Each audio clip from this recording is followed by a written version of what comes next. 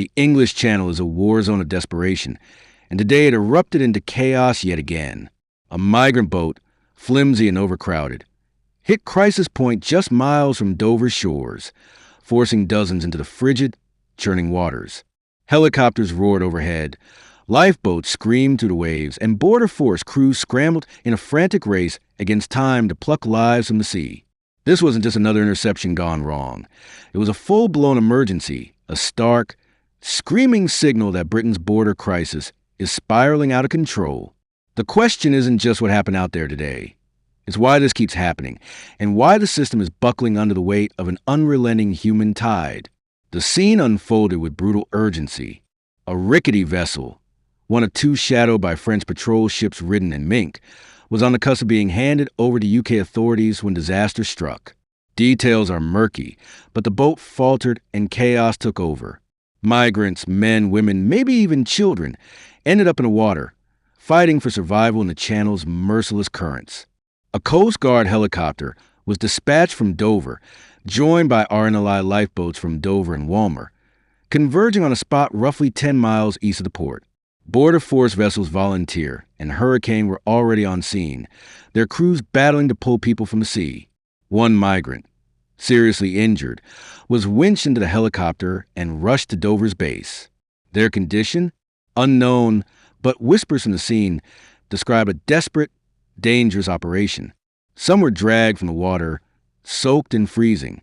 Others may still be out there unaccounted for, as crews continue their grim search. This is no isolated tragedy. It's the latest flashpoint in a crisis that's drowning Britain's resources and resolve. The numbers are staggering, relentless, and growing. GB News reported 500 migrants crossing into UK waters in recent days, with Saturday alone seeing nearly 1,100 people pile onto small boats, dinghies, rafts, whatever smugglers can cobble together, and make the perilous 21-mile journey. That's one of the highest single-day totals ever recorded.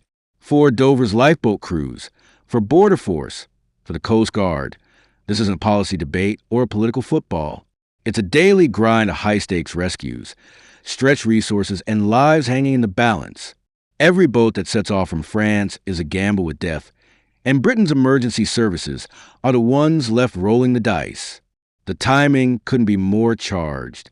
Shabana Mahmood, the new Home Secretary, has barely warmed her seat, and already the channel is throwing her into the deep end. Described as hard as nails, Mahmood has promised a tougher line on illegal crossings, but the smugglers aren't listening. On her first full day, over 1,000 migrants were launched toward the UK, a defiant middle finger from the criminal networks orchestrating this chaos. These aren't just desperate people taking a chance. They're pawns in a ruthless game. Smugglers cram dozens onto boats barely fit for a pond, charging thousands for a ticket to danger. And they're getting bolder, shifting operations south from Calais and Dunkirk to below Boulogne, dodging Titan patrols and launching more boats by the day. What happened today? A sinking boat, migrants flailing in the water, a helicopter racing to save a life. Lays bear the human cost. These crossings aren't just illegal, they're lethal. The channel's cold. Fast-moving waters don't care about asylum claims or international law. Every dinghy that leaves France is a potential death trap. Yet the flow doesn't stop. The numbers are mind-numbing. Hundreds in days, over 1,000 in a single day, and now another boat collapsing under the weight of its own ambition. How long can this go on? How long can Britain's Coast Guard, RNLI, and Border Force keep pulling people from the sea while the government scrambles for answers? The immediate focus is on saving lives. As we speak, lifeboats and helicopters are still scouring the waters off Dover, racing against fading light and falling temperatures. Every second counts when you're fighting the channel's currents. But the bigger picture is impossible to ignore.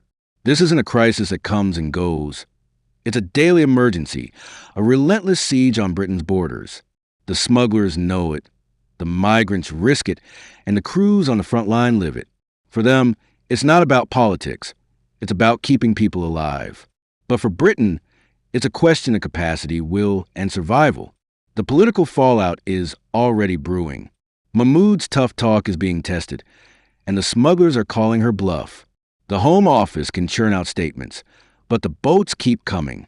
Meanwhile, voices like former MP Jacob Rees-Mogg are sounding the alarm, urging right-wing parties to unite against a Labour government he calls terrible. Speaking alongside Reform UK's Lee Anderson, Rees-Mogg argued for a coalition to counter Labour's handling of the crisis, pointing to Keir Starmer's shaky mandate. 33% of the vote for a 170-seat majority. Anderson, though, scoffed at teaming up with the Tories, blaming their wet leadership for the mess. He even mused about Rees-Mogg joining Reform, calling him a voice Westminster desperately needs. It's a sideshow, but underscores a deeper truth.